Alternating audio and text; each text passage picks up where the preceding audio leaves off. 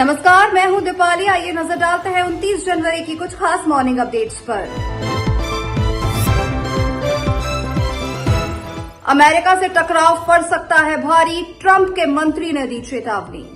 America के वित्त मंत्री स्कॉट बेसेंट ने कनाडा के प्रधानमंत्री मार्क कार्नी को चेतावनी दी है कि अमेरिका कनाडा मैक्सो व्यापार समझौते की समीक्षा से पहले अमेरिका से टकराव लेना उनके लिए नुकसानदायक हो सकता है। ये वही समझौता है जो कनाडा को राष्ट्रपति डोनाल्ड ट्रंप की भारी टैरिफ नीति से काफी हद तक बचा सकता है। दरअसल कनाडाई पीएम मार्क कार्नी ने पिछले हफ्ते स्विट्जरलैंड के दावोस में वर्ल्ड इकोनॉमिक्स फोरम में भाषण दिया था। उसमें उन्होंने बड़ी ताकतों द्वारा छोटे देशों पर आर्थिक दबाव डालने की आलोचना की थी। इसे अमेरिका की व्यापार नीति पर सीधा हमला माना गया।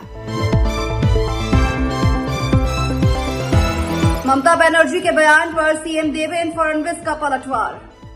पश्चिम बंगाल की सीएम ममता बनर्जी के उप मुख्यमंत्री अजीत पवार के निधन पर दिए गए बयान पर महाराष्ट्र के मुख्यमंत्री देवेंद्र फडणवीस ने कहा, ये बहुत दुखद है। वरिष्ठ नेता शरद पवार ने खुद बहुत स्पष्ट तौर पर कहा है कि ये एक हादसा है और दुखद मौत हुई है, इस पर राजनीति ना की जाए।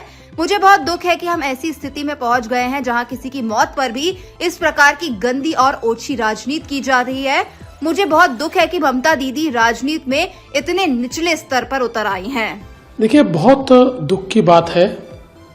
स्वयं वरिष्ठ नेता शरद पवार जी ने बहुत स्पष्ट रूप से कहा है कि एक हादसा हुआ है, हादसे में दुखद इस प्रकार से मौत हुई है और इस पर राजनीति न की जाए। लेकिन मुझे इस बात का बहुत दुख है कि आज हम लोग किस कगार पर खड़े हैं कि किसी के मौत पर भी इस प्रकार की गंदी और ओछी राजनीति की जाती है। मुझे बहुत दुख है कि ममता दीदी जिस प्रकार से राजनीति में नीचे के स्तर पर जा रही है, ये अपने आप में बहुत ही दुखदाई है, बहुत ही गलत है। इस प्रकार का बयान उनको नहीं देना चाहिए था। इस प्रकार से एक हमारे बहुत करीबी और महाराष्ट्र के लाडले नेता के निधन पर राजनीति करके उनका अपमान करना, ये बहुत गलत बात है। अजीत पवार के अंतिम दर्शन के लिए उमड़ा लोगों का हुजूम। महाराष्ट्र के उप मुख्यमंत्री स्वर्गीय अजीत पवार का अंतिम संस्कार 29 जनवरी को सुबह 11 बजे विद्या प्रतिष्ठान ग्राउंड में होगा। उनका बीते दिन यानी बुधवार को निधन हो गया था। वो जिस विमान में यात्रा कर रहे थे वो बारामती में क्रैश हो गया। अजीत पवार के अंतिम दर्शन के लिए लोगों का हुजूम उमड़ रहा है।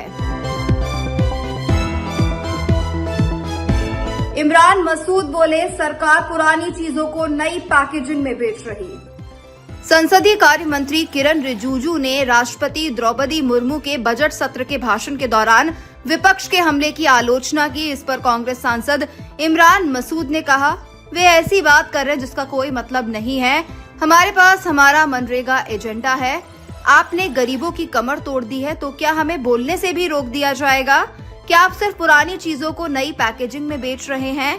पूरे राष्ट्रपति के भाषण को पुराने और नए डिब्बों में रीपैकेज कर रहे हैं। ये ऐसी बात कर रहे हैं जिसका कोई मतलब हमारा मनरेगा एजेंडा है। आपने गरीबों की रीढ़ तोड़ दी है तो हम बोलने पर भी पाबंदी हो जाएगी क्या? क्या आप कुछ भी आपने पूरा का पूरा राष्ट्रपति का अभिभाषण पुराने डब्बे में, वो नए डब्बे में पुरानी पैकिंग, नई पैकिंग कर करके पुराना सामान बेच रहे हो। उसके अलावा कुछ है? तो हम मनरेगा के ऊपर हमने बोला, इसके अलावा तो कुछ भी नहीं था। पीएम मोदी से मिले एनसीसी कैडेट अमन कुमार, बताया अनुभव।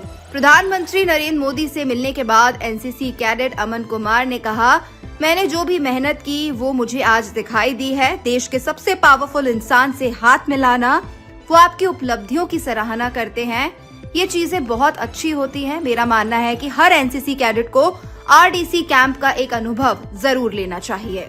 मैं ये कहना चाहूंगा कि जो भी मेहनत मैंने पिछले 6 से 7 महीनों में की वो आज जाकर मुझे दिखाई दी। आप देश के सबसे पावरफुल आदमी से आप हाथ मिलाते हो, वो आपको पुरस्कार देते हैं, आपके अचीवमेंट्स के लिए आपको वो सराहना देते हैं, तो ये चीजें बहुत अच्छी होती है। और मेरा ये मानना है कि हर एनसीसी कैडेट को आरडीसी कैंप का एक एक्सपीरियंस जरूर लेना चाहिए। मॉर्निंग अपडेट में फिलहाल इतना ही। मुझे दीजिए इजाजत। नमस्कार।